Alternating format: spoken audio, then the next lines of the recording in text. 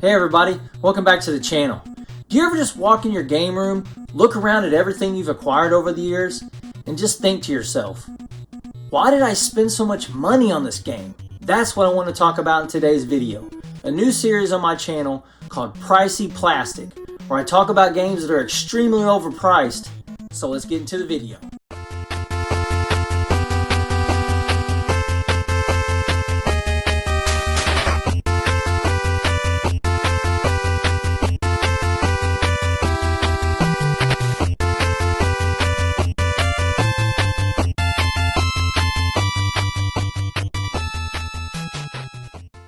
When someone considers something rare, what does that mean? Well, it can mean different things to different people. I own games for the NES that some people consider rare, but I've seen them in real life, and I've even picked up some at garage sales. And there's multiple copies at conventions. I like to call these games extremely uncommon games, not rare. So what do I consider rare, you might ask? Well, I think rare is something that is extremely limited, maybe even numbered. So much so that you may have never seen one in real life or only seen pictures on the internet of it. So today, I want to talk about one of the most elusive games ever for the NES. A game so rare that even nowadays, the price for it just keeps skyrocketing. One that I've only seen in person 2 times. One time at a convention, and the other time right now because it's actually in my hands, and I can't believe it. Let's take a look at the rarest licensed game for the NES. Stadium Events. Before I start with the review, I just want to tell a little story about seeing this game at a convention. I saw a copy of this game about 5 years ago. I wanted it, and I offered the guy $4,200 for it, which I thought was a solid offer. At the time, it was going for around $5,200 to $5,500. I will never forget him just laughing and saying, "That's too low." $4,200? To me, that was a ton of cash. I walked away thinking that he lost out. And now, I see this game 5 years later going for $15,000 to $20,000. I think he got the last laugh on that one. Anyways, let's talk some history, and maybe it'll help you understand why this game is so rare and tough to find. Stadium Events is a sport fitness game developed by Human Entertainment and published by Bandai for the Nintendo Entertainment System. Stadium Events and Athletic World are the only 2 games in the Family Fun Fitness series. Yes, you heard me right, there's only 2. It was designed and branded for the short-lived Family Fun Fitness mat accessory for the Nintendo Entertainment System. Stadium Events allows players to compete in 4 different Olympic-inspired sporting events, using the mat to move instead of the controller as they compete in running and jumping focused events. So back in 1987, Stadium Events was released for the NES, alongside the Family Fun Fitness mat that you use to play the game with. Apparently, shortly after release, Nintendo saw huge promise in the game and the mat technology.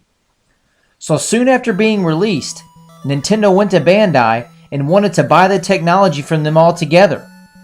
After they made the deal, Bandai sold the rights to the game and the pad technology. Then Nintendo told them to pull the remaining copies of the game off the store shelves and dispose of them. Nintendo wanted to rebrand and re-release the game and the pad under a new name, World Class Track Meet and the Power Pad. They even released an NES bundle called the Power Set, which came with an NES, 2 controllers, a zapper gun, the power pad, and a 3-in-1 game cartridge that had Super Mario Bros., Duck Hunt, and World Class Track Meet on it.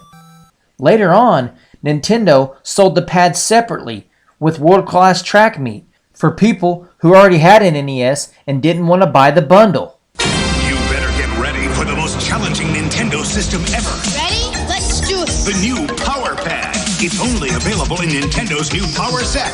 Now you're playing with body power. You gotta run, jump, faster, higher. The Nintendo Power Pad puts you in total control.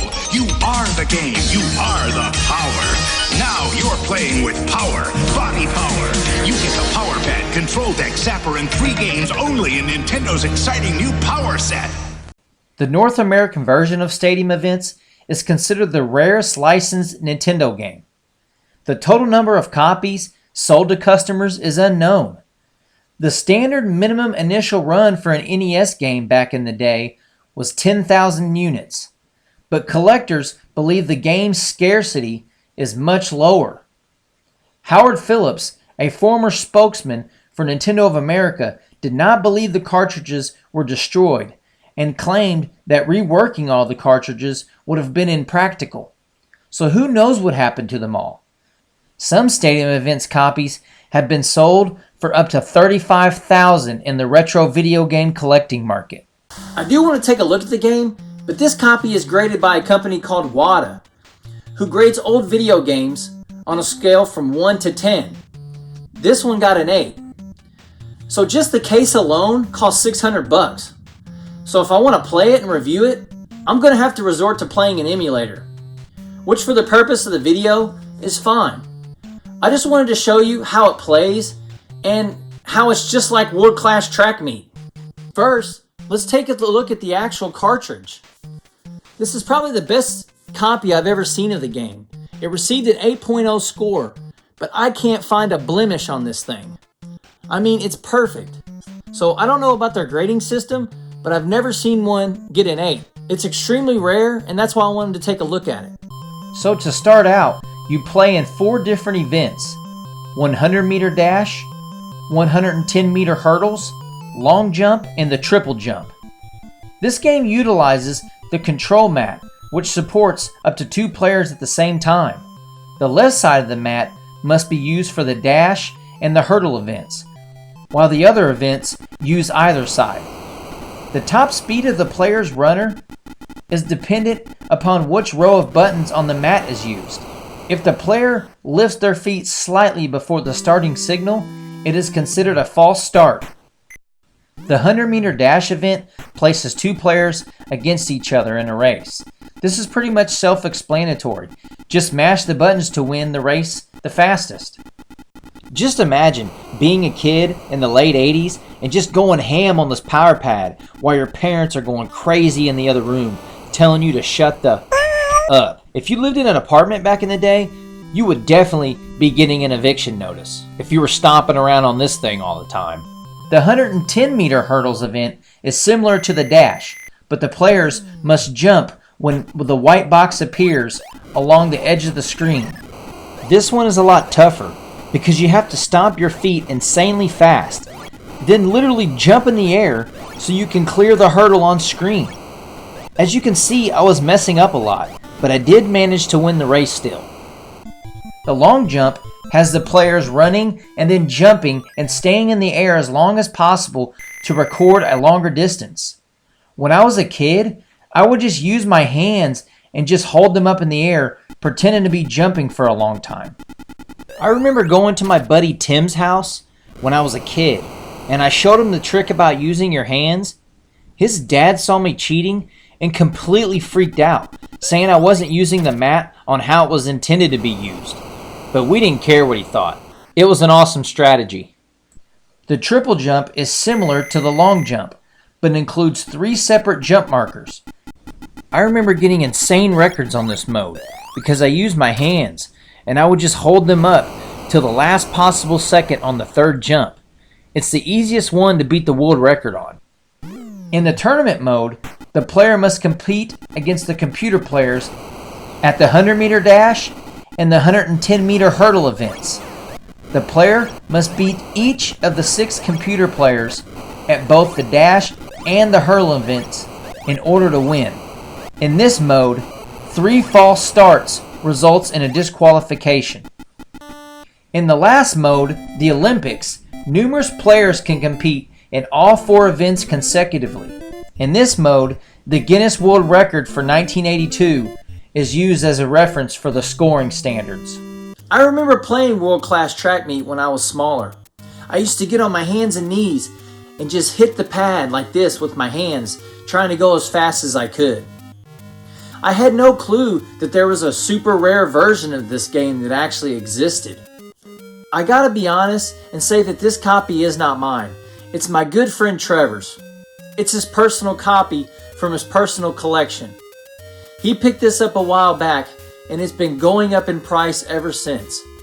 I doubt I'll ever own this game just because the price is too astronomical now. It's basically a $20,000 label variant.